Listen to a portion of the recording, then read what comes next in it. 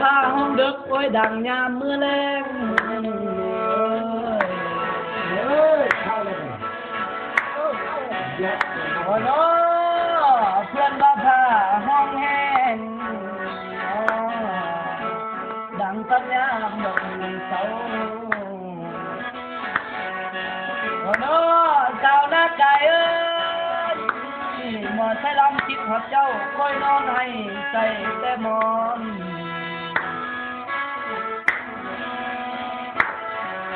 โอ้ยสาวคำพานันหมอจะลำนี่นอลาเจ็บอกได้ปานไฟใหม่เจ็บใจได้ปานขาทา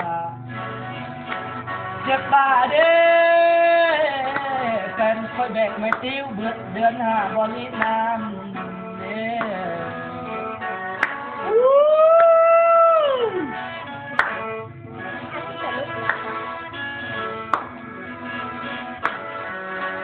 โอ้ย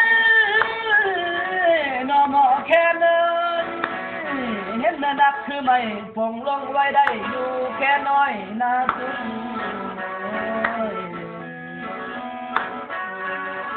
โอ้ยสาวคำพาเอ้ยหมอสละมักน้องสิผงไว้อยู่วางใดเสียใจเด้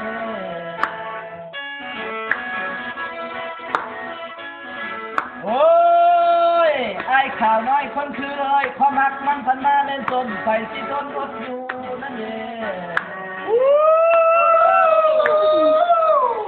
อ้ยน้อ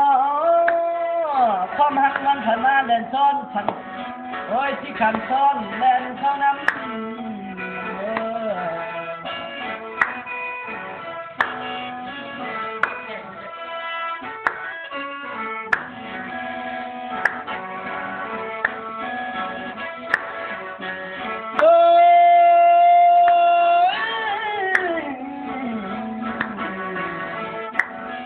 สาวเมืองหน้าไก่เอ้ยสายแม่น้ำเชิญเมืองลาวลาวพอช่างไข่ที่ช่างช่วยลาวทุกบัดเก้าเอกภาพนับกันได้แม่ประชาชาติปไตยประชาชนมีสิทธิ์ทุกคนละเด็กเขา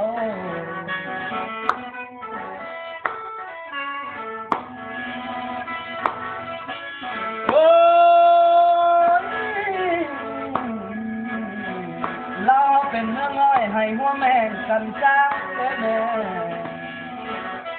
พากันเฮ็ดกันทำอย่าเป็นคนขี้ข้านนั่นบ่นั่นแน่เอ้ย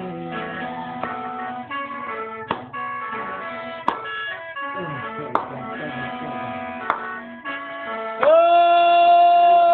ยอันนี้แล้ว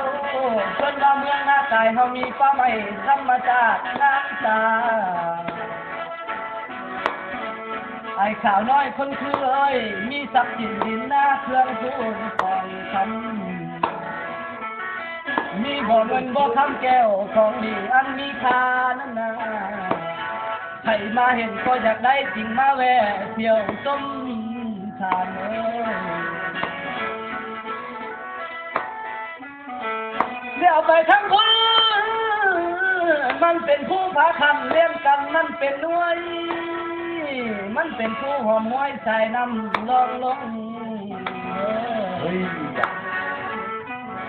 เฮ็ดนอกแคนเฮ็ดอันนี้แล้วสาวเมืองหน้าตายตายน้ำความหักน้องปีนี้กันบทนนี่แล้วยังมันสนใจอ้ายใจหมอลำจังแม่นั่งเทเดลาบางมือนั่งก็นั่งบ่ได้บางคืนนอนก็นอนบ่ได้บางมือนั้นความหักมันโยนบันไดคือดังผีปอบเข้าความต้องยังบ่เป็นเฮ้ยบางมือนั้นเข้มเป็นคือคนไข้เจ็บในหัวใจที่บุญมีโอ้ยลมพัดตีลึกบ่ได้ไฟเอาน้ำเป่าคืนไฟบางเชื่อคืนมาแล้วทางกันส่วนที่ เป็นวิสังแบบนี้บ่เคยหูฮอนเห็น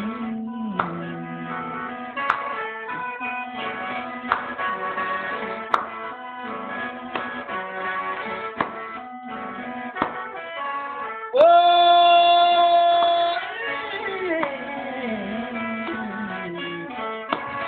บางเทื่อขึ้นมาแล้วถามกันเพื่อนพี่เป็นวิสังแบบนี้บ่เคยหูฮอนเห็นน้องเคยเป็นบ่น้องโลกาเพื่อนเก่งแน่ส่วนหมอลำหมอแค้นเปะก็เปะบ่หูดูกระดูบ่ได้มีแต่ให้ทำกันความจริงมันมีแท้บ่แม่นลำหาว่านะคิดใส่หัวละนาคิดแล้วใจเลยผิดที่เพลมหัวลมต้องก็ดอพอแดดเก็บแดดมือแลใช้มือเศร้าย่าไม้เมืองนี้นางบางเอ้ยโอ้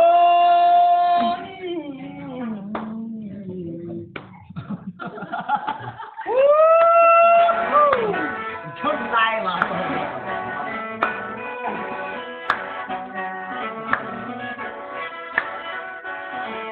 สอนแม่เจอคนนึง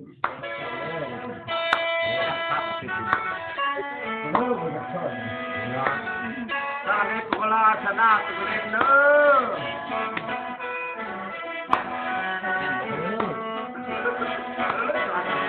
โอ้ยเสียดายเด้มาแพงเสียดายเด้เกสามีไก่ส่งคู่ไก่ขี้เสียดายเด้แป้งมาเอ้ย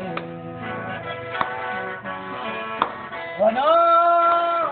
งพบเคียดนี่จากน้ำห้ามห้องตาเซลเสียดายเด้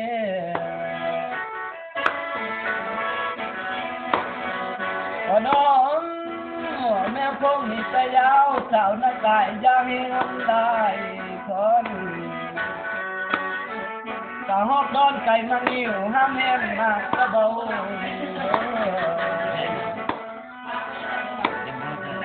วันน้องนกเขานี่ได้เขาเสี้ยวใจเว้นจากนี้ละนา